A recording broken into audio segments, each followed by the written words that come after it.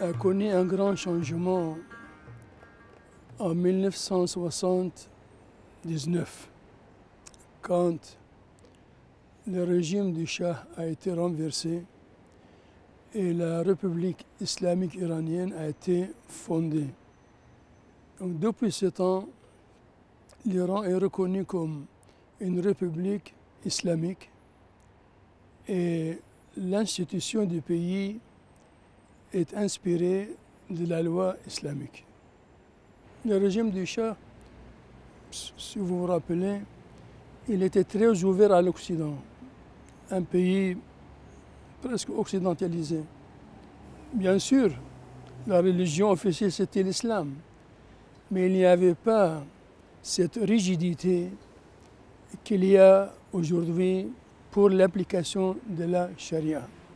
Dans l'islam, il n'y a pas la liberté religieuse. C'est pourquoi, quand il y a des musulmans qui se veulent se convertir, leur vie est exposée au danger. Selon l'islam, celui qui change sa religion musulmane et adopte une autre religion, il est passible de mort. In questa situazione come vive la comunità cattolico-caldea?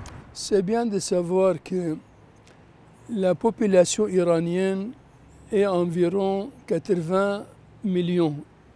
Dans ces 80 millions, les chrétiens ne dépassent pas les 60 000 et qui appartiennent à différentes confessions chrétiennes.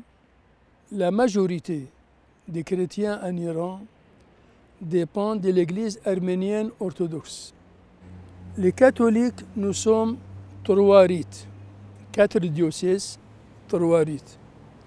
Des diocèses chaldéens, Téhéran et Urmia, un diocèse arménien catholique, un diocèse latin. Les fidèles des 4 diocèses catholiques ne dépassent pas les 4000 fidèles, 4000. Et on a aussi l'église assyrienne de l'Est avec un évêque et une communauté protestante.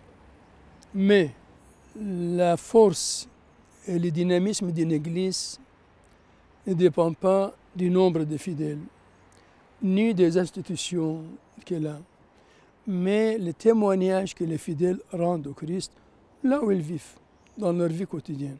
C'est pourquoi le fait qu'on ait un petit nombre ne doit pas nous décourager. Au contraire, Jésus dit « N'ayez pas peur, petit troupeau ». Et quand il parle du royaume de Dieu, Jésus, il prend des exemples de petites choses. Le grain de sénévé, qui est tout petit. Avec le temps, il grandit, il devient un arbre. Donc, le fait qu'on ait un petit nombre ne veut pas dire qu'on n'a pas une mission à accomplir.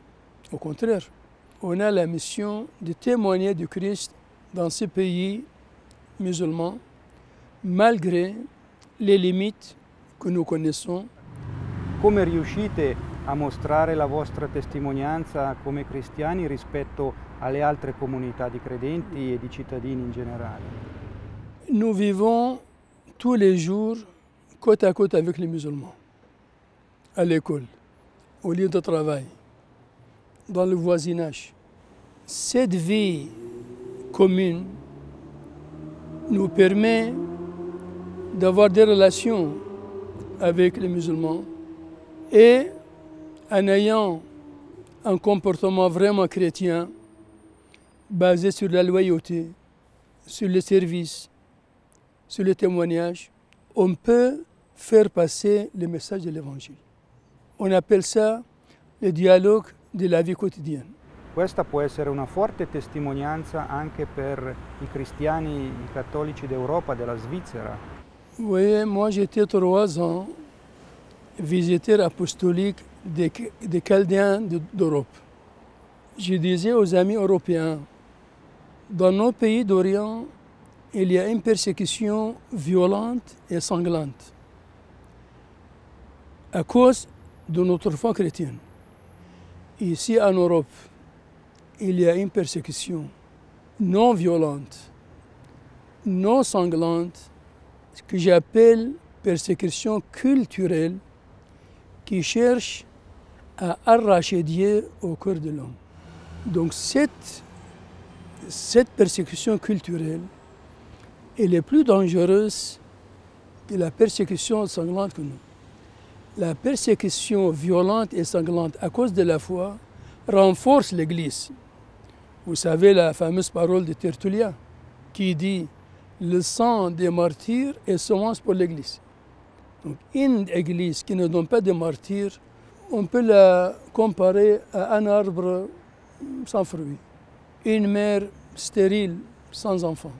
Les martyrs sont le fruit d'une Église vivante et témoignante, qui pose questions aux gens. Lei pensa che è solo il dialogo la via di rapporto, di comunicazione tra l'Islam e il cristianesimo o le altre religioni? La foi en Christ est le fruit de la prière. La prière qui sort du cœur, qui est l'action de l'Esprit Saint, fait des miracles. Vous savez, Sainte Thérèse de l'Enfant Jésus, elle avait le désir d'aller en Chine, être missionnaire en Chine. Elle n'a pas pu. Aujourd'hui, elle est patron des missionnaires et elle est docteur de l'Église. Qu'est-ce qu'elle a fait? Elle a prié.